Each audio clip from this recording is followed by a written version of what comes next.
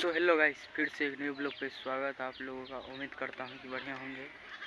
आज मैं आ चुका हूँ इधर घूमने के लिए। घर के पीछे इधर देख सकते हो गाइस।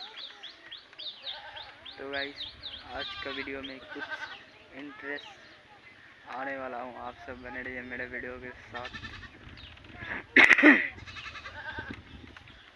तो देख सकते हो गाइस, इधर भी देखो, इधर भी देख गाइस। इधर घूमने आ चुका हूँ, देख सकते हो। इधर मछली मारेंगे, ये भी साथ में आ चुका है।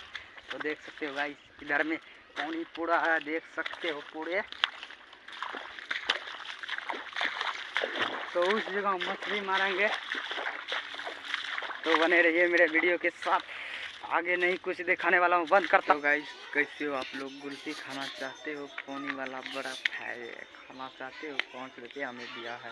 तो हेलो गाइस, कैसा लगा आप सबको वीडियो? कमेंट बॉक्स में बताना। बढ़िया लगा तो लाइक करो, चैनल को सब्सक्राइब करो। तब तक के लिए थैंक यू, लव यू। मेरे फुल वीडियो वॉच करने के लिए धन्यवाद, नमस्ते, थैंक यू, लव यू, दिल से नमस्ते भाई लोग। ऐसा ही खूब सारा प्यार दीजिए ताकि नया नया लोग आप लोगों के बीच आते रहे।